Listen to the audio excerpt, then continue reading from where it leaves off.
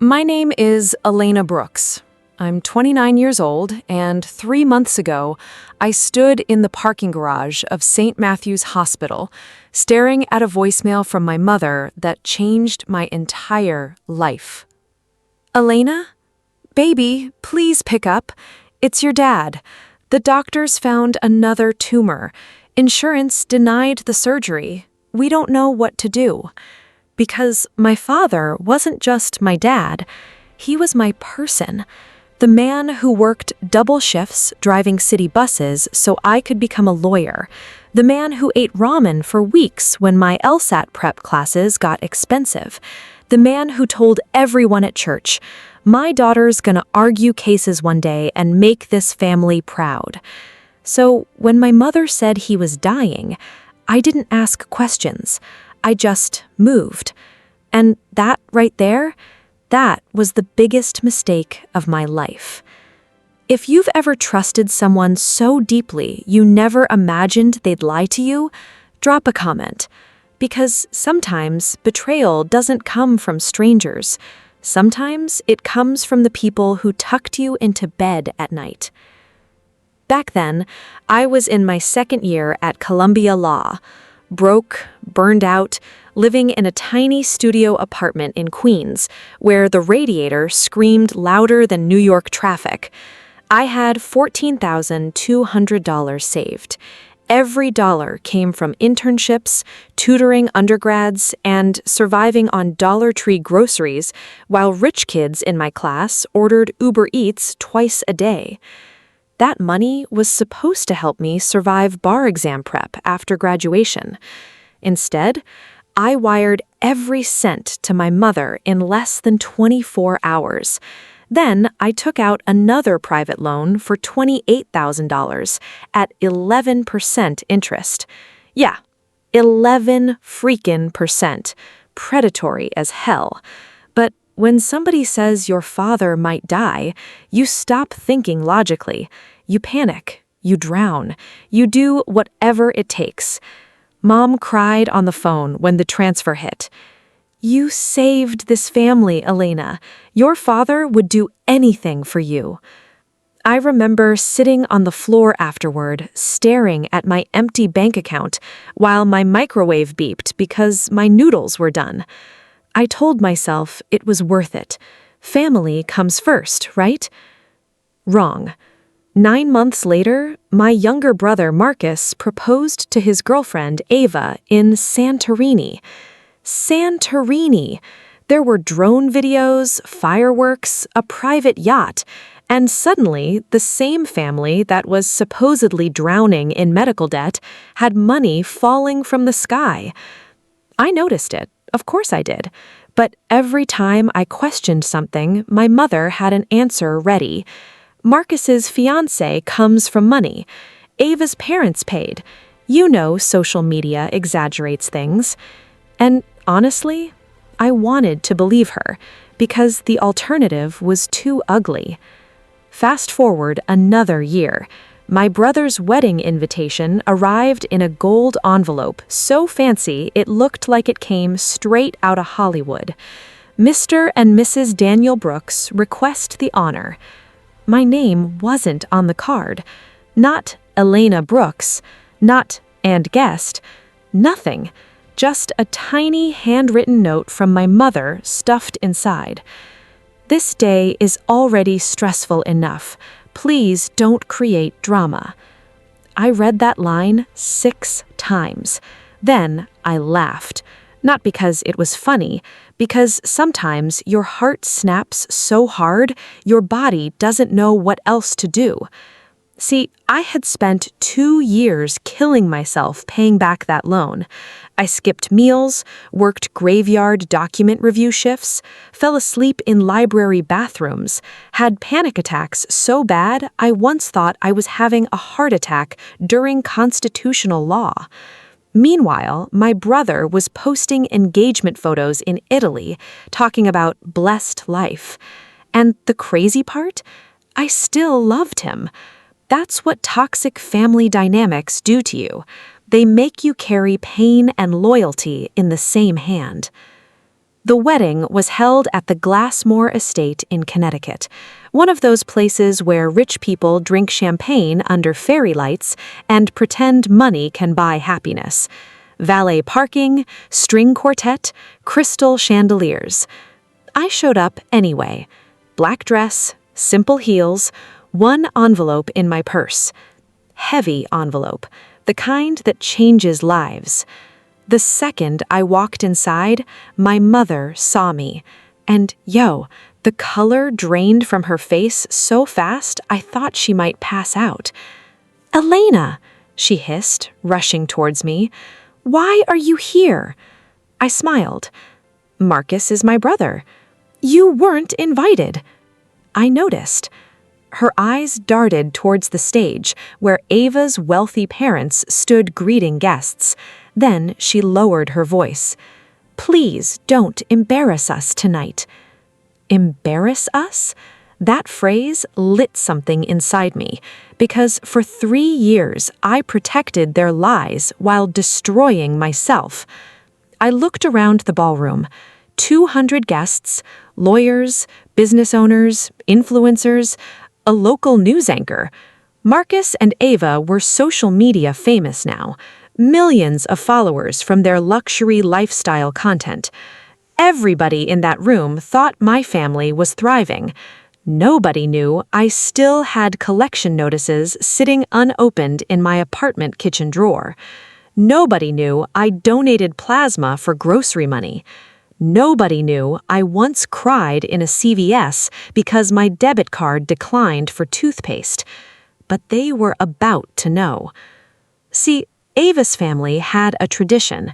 During the reception, all gifts and letters from close family got opened publicly. Cute little transparency moment for social media content. My mother loved the idea when she first told me. Now, it was her worst nightmare. The wedding coordinator stepped onto the stage around 8:40. Time for family tributes. Everybody clapped. I sat at the back table sipping water like I wasn't about to detonate a nuclear bomb in heels. One by one, they opened gifts. Tiffany box, luxury watch, honeymoon vouchers. Then the coordinator grabbed my envelope. I watched her eyebrows pull together. Wow, this one's thick. Crowd laughed. My mother stood up instantly. "No, skip that one." Too late. The seal ripped open. The room changed.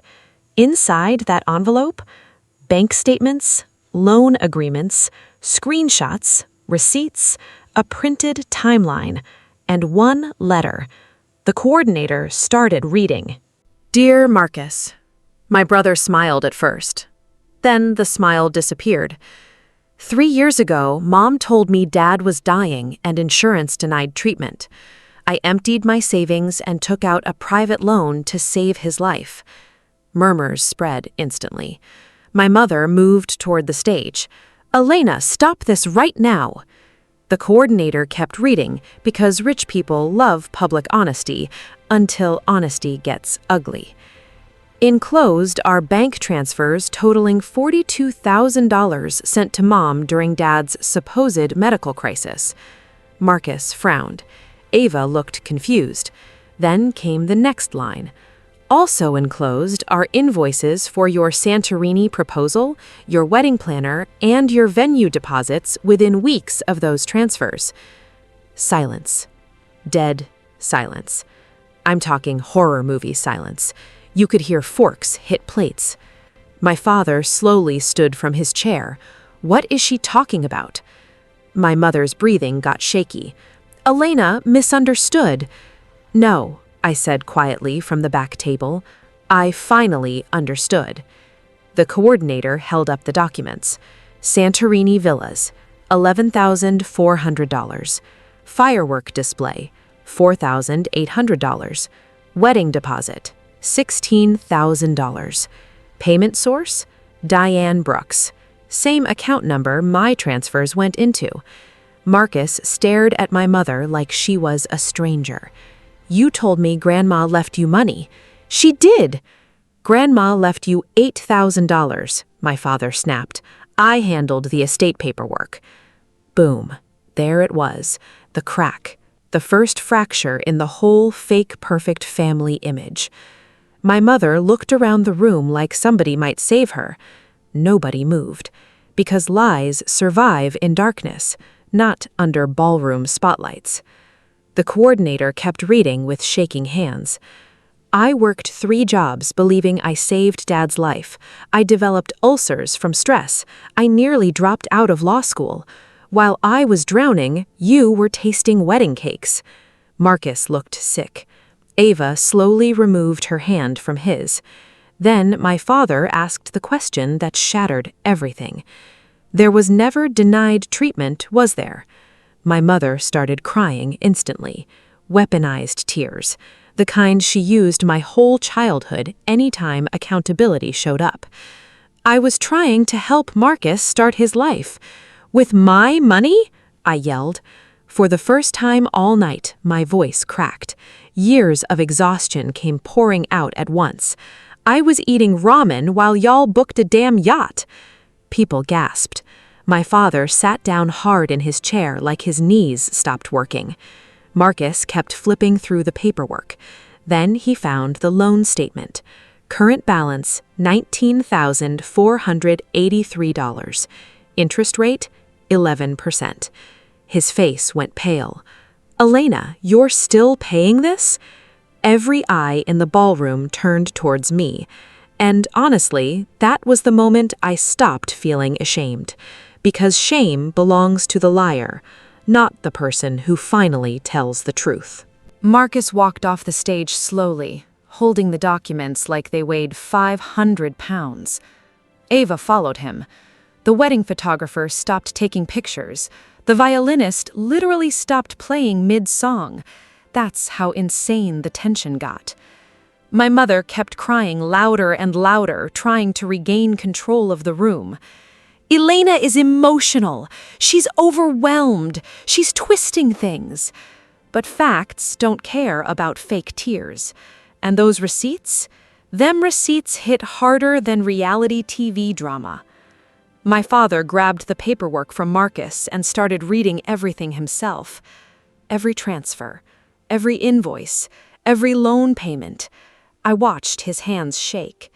That man had spent 32 years loving my mother, and in less than 10 minutes, his entire marriage collapsed in public. "You used my illness?" he whispered. Mom reached for him. "Danny, please!" He stepped back like her touch burned. That hurt to watch. No matter what happened, he was still my dad, and seeing a grown man realize the love of his life manipulated his cancer scare for money. Man, that kind of pain changes people forever. Meanwhile, guests started whispering everywhere. Did she really fake medical debt? Did she steal from her own daughter? Oh my God. Phones came out. You already know. In 2026, nothing stays private for more than 6 seconds. Ava's father walked toward me carefully. Big corporate attorney, expensive suit, the type of guy who probably billed $900 an hour just to blink. "Elena," he said quietly, "is all this real?" I handed him the insurance records. Dad's actual out-of-pocket costs, $312. That's it. $312. No denied surgery, no collections, no losing the house. Just lies.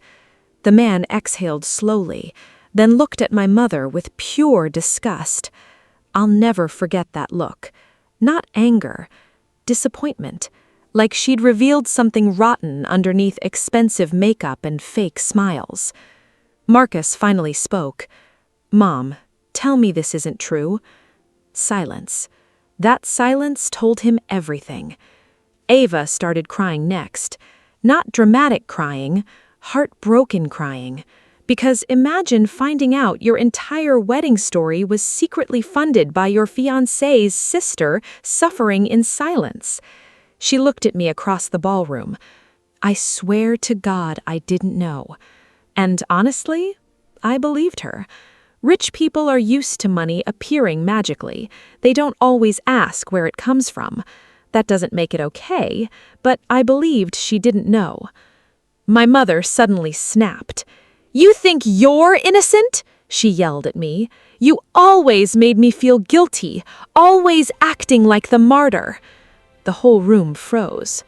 Oh, so now we were doing this. "You want to know why I helped Marcus? Because somebody had to. He had opportunities, connections. You were always going to survive because you're strong." That right there, that sentence healed something in me, because it confirmed everything I'd suspected my whole life. I wasn't loved equally. I was useful. There's a difference. Strong children in toxic families get sacrificed first because everybody assumes they can take it. And I did take it, for years, until tonight. I walked toward the stage slowly. "You know what's crazy, Mom?" My voice got real calm. "The worst part isn't the money." Everybody listened. "The worst part is you watched me suffer and slept fine anyway." Boom. Her face crumbled, because deep down, she knew it was true.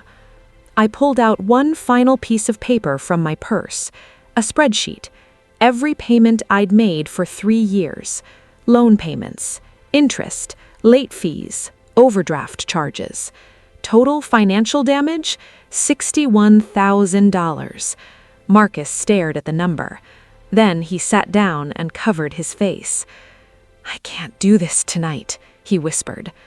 Ava removed her engagement ring, not dramatically, not for attention, just slowly, quietly. "I need air," and she walked out. Wedding over, just like that. 200 guests witnessing a luxury disaster in real time.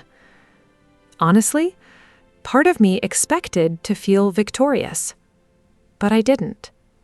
I just felt tired, like my soul had been carrying a refrigerator for 3 years and finally dropped it. My father approached me slowly. "Elena?" His eyes were red. "I swear on my life I didn't know." "I know, Dad." And I did know. That was the tragedy. He got manipulated too. Mom lied to everybody differently. That's what master manipulators do. Customized deception.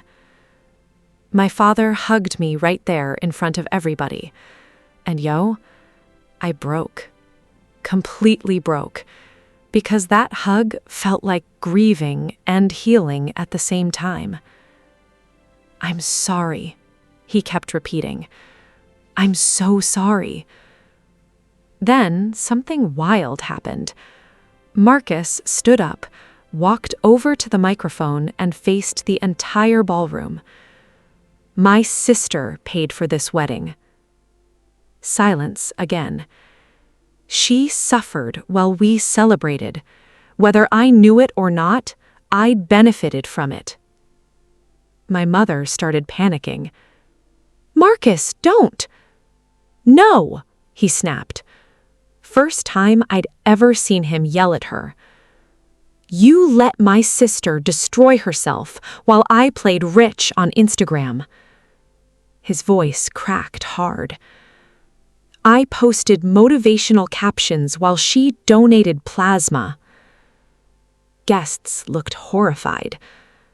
Marcus looked at me. "I should have noticed." That line hit me deep. Because he should have. Family notices when you're drowning if they actually look.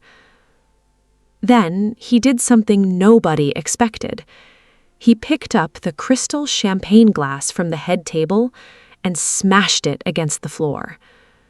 The sound echoed through the ballroom. "This wedding is over."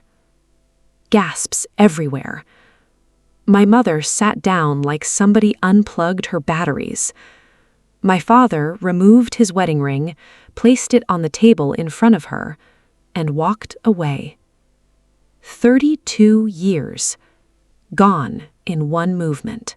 The video hit TikTok before midnight. Of course it did. Lawyer exposes family fraud at luxury wedding. Sister secretly funded brother's millionaire ceremony. Mom fakes husband's cancer crisis. By morning, 9 million views. Everybody had opinions. Some people called me petty, some called me brave. But almost every comment agreed on one thing. My mother was evil for weaponizing cancer. The craziest part? I didn't even post the video. One of the guests did. That's how truth works sometimes. Once it escapes, you can't shove it back in the box. 3 days later, I got a call from Marcus. First call since the wedding. His voice sounded wrecked. Ava left. I closed my eyes. I'm sorry. She said every time she looked at the venue photos, she felt sick. Damn, that hit hard. Not because I wanted him punished, but because lies have collateral damage. Always. Marcus swallowed hard. I paid off your loan. I froze. What? I sold my Rolex collection, cashed investments, took sponsorship money. I wired the full balance this morning. I checked my banking app while he talked. Balance due? $0. Paid in full. After 3 years, 3 years, the debt was gone, and I just started crying. Not cute movie tears either, ugly crying, bent over kitchen floor crying. Because unless you've lived with crushing debt, you don't understand how heavy it sits on your chest every single day. Every coffee purchase, every grocery trip, every night trying to sleep. Debt steals peace, and for the first time in years, I could breathe. Marcus kept talking through tears. I know it doesn't fix everything. It helps. I hate myself for not seeing it. I stayed quiet. Then he whispered something that wrecked me. You always protected me growing up. I should have protected you too. Man, that line stayed with me.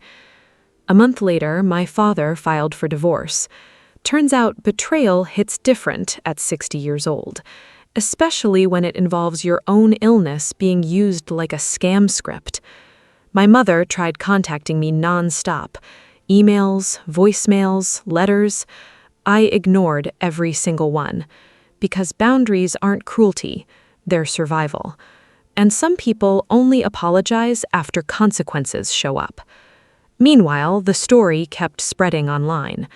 A legal nonprofit reached out asking if they could create a financial abuse awareness campaign using my story anonymously.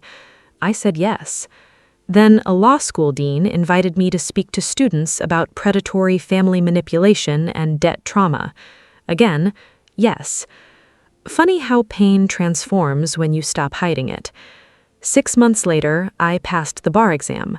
The same girl who once cried over overdraft fees was now officially attorney Elena Brooks. Crazy, right? Dad came to the ceremony. Marcus came too. First time we'd all been together since the wedding. It was awkward at first, but healing usually is. Marcus handed me a small gift box afterward. Inside, a silver bracelet. Tiny engraving. No more survival mode. Yeah, I cried again. Shocker. We grabbed dinner after. Simple diner food. Nothing fancy. And for the first time in years, nobody was pretending. No fake perfect family act, no social media masks, just damaged people trying to rebuild honestly. Mom wasn't there. She'd lost her nursing license under ethics investigation, moved out of state. Last I heard, she was living alone in Arizona with her sister. Do I hate her? Honestly, some days, yes. Some days, no. Healing ain't linear. But I learned something important through all this. Love without boundaries becomes self-destruction. And family is not automatic access to your sacrifice. You can love people deeply and still refuse to let them destroy you. That lesson cost me $61,000, 3 years of stress, and half my 20s. But I survived, and survival changes you. These days, I work consumer protection law in Brooklyn, helping people trapped in predatory debt cases. Every time I help somebody escape financial abuse, it feels like younger me gets justice too. Sometimes at night, I still think about that ballroom, the chandeliers, the silence, my father's wedding rings sitting on the table. And honestly, if I could go back, would I expose the truth publicly again? Yeah, I would. Because private conversations protect manipulators. Truth needs witnesses.